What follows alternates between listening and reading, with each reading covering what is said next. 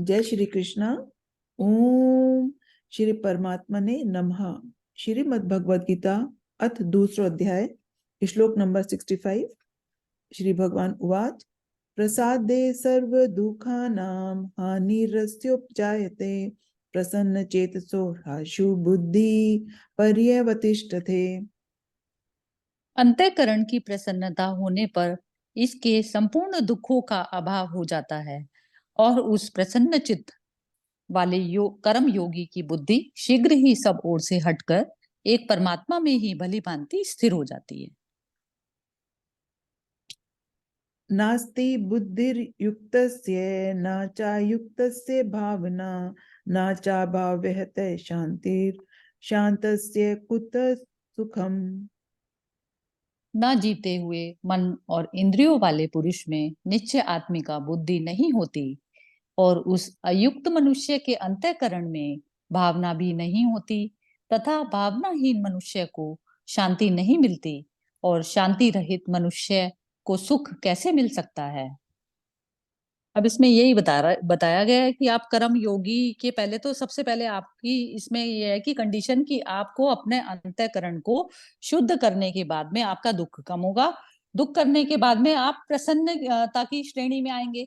प्रसन्नता का मतलब ही क्या है कि आपका विचारों से मुक्ति हो गई आपकी और तब आप आ गए कर्म योगी की उसमें कर्म योगी की कैटेगरी में आ गए। तो अब जो बुद्धि है वो सब प्रकार से क्या हटकर कि अंतःकरण जो प्योरिटी जो आती है हमारे अंदर वो विचार पूरी तरह से शून्य हो जाते हैं। तो अब आपको पता चल जाता है कि क्या सही है क्या गलत है। तो अब आप कर्म करने के लिए जो है उसमें कर्म के क्षेत्र में उतरते हैं। तो अब उसमें ये बता रहे हैं कि ये ना जीते हुए मन और इंद्रियों वाले पुरुष में निश्चय आत्मिका। अब जिसका मन जीता हुआ नहीं है, अब किसके द्वारा? पुरुष के द्वारा, यानी कि चेतना के द्वारा उसका मन जो है जीता नहीं हुआ। तो उसकी कभी भी बुद्धि जो है उसकी में वो निश्चय नहीं होगा उसको, क्योंकि उसकी बुद्धि तरह तरह के विचारों में जो है उसमें फंसी हुई उसकी बुद्धि होगी। तो इसके कारण वो अपने आप से ही अयुक्त हो जाता है उस समय मनुष्य। तो अब वो कह रहे हैं कि ना तो उसके उस पुरुष में जो है भावना ही होती और उसके अंदर फिर वो शांति भी नहीं होती, तो वो सुखी कैसे हो सकता है मनुष्य। यही भगवान कृष्ण जो है यहाँ पर अर्जुन को बता रहे हैं। इंद्रियाणाम ही चरताम यन्मनो अनुविद्यते तदस्य हरति प्रज्ञाम वायुर्नवामि वाम्भसी।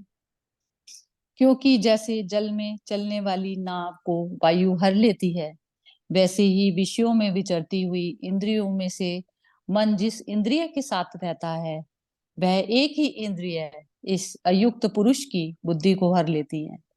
अब इसमें क्या बता रहे हैं भगवान कृष्ण ने? अब इसमें वायु का उदाहरण इसमें दिया है कि जिस प्रकार से वायु जब जल में चलती है तो आप देखिए ना कि जो उसमें जो नाव कोई चल रही होती है तो वो वायु अपनी तरफ पे उस तरफ पर उस नाव को जो है लेके जाती है। तो उसी प्रकार इसमें मन को उपमा दी गई है कि मन भी जिस इंद्रिय के साथ में, मतलब बिना मन के संयोग के इंद्रिय काम नहीं करेगी अपने आप। तो इंद्रिय को जब मन का सपोर्ट मिल जाता है तो वो जो इंद्रिय है वो पुरुष की बुद्धि को, यानी कि चेतना जो है वो बुद्धि से भ्रमित हो जाता है फिर, क्योंकि वो पुरुष क्या हो गया, वो मन के साथ में पुरुष अटैच हो गया। तो इसमें क्या हो गया, पुरुष का मन के साथ अटैच होना, फिर मन का इंद्रिय के साथ में अटैच होना। तो इस प्रकार से बुद्धि जो है उसकी हरी जाती है। मतलब जैसे हम खाने की कोई चीज सामने देखते हैं तो पहले हमारा उस विषय में मन अटक गया, फिर हमें उसे खाना है उसमें मन अटक गया, है ना। हाँ, ये अटक गया ना, और फिर क्या हुआ, जैसे आपको सपोज कीजिए वो भारी जो भोजन है वो आपकी अभी सेहत ठीक नहीं है या आपके शरीर के लिए उपयोगी नहीं है वो खाना, तो अब लेकिन आपका क्या है, मन उस पर लग गया। तो अब पुरुष क्या होता है, वो बुद्धि से भ्रमित होकर और फिर वो उस खाने को खा लेता है, क्योंकि लेता है। जो अब शरीर के लिए ठीक नहीं है। हम्म। तस्मादस्य महाबाहो निगृहीतानि सर्वशः इंद्रियाणि इंद्रियार्थेभ्यः इस्तस्य प्रज्ञा प्रतिष्ठिता। इसलिए हे महाबाहो, जिस पुरुष की इंद्रियों के विषयों से सब प्रकार निग्रह की गई हैं, उसी की बुद्धि स्थिर है।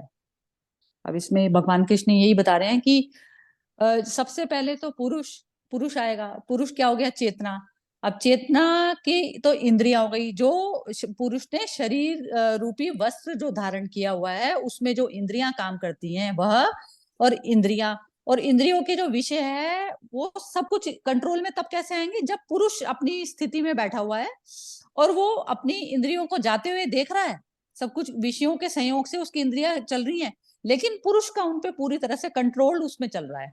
जैसे कहते हैं ना, एक आप कंप्यूटर जो है आपका वर्क कर रहा है, लेकिन कंप्यूटर को जो चलाने वाला है वो कंप्यूटर के अकॉर्डिंग नहीं चल रहा कि उसमें जो बाहरी जो उसके अंदर जो इनपुट डाली जा रही है उसके अकॉर्डिंग एक्ट कर रहा है। पुरुष के हाथ में पूरा कंट्रोल है उसका। तो जब उसका चेतना का या पुरुष का जब मन पर पूरी तरह से संयम होता है तो उसकी इंद्रियां भी फिर ऑटोमेटिकली अपने उसके मन के कंट्रोल में आ जाती हैं। अब मन जब आपका क्या है, मन मन भी प्योर के उसमें होना चाहिए और मन को कौन करता है, वो जो बुद्धि जो है, विवेक बुद्धि जो है उसमें रोल प्ले करती है। तो बुद्धि से वो जो है मन को कंट्रोल करता है और फिर मन से जो है वो इंद्रियों को कंट्रोल करता है। इस तरीके से जो है उसकी बुद्धि जो है पूरी तरह से स्थिर रहती है फिर।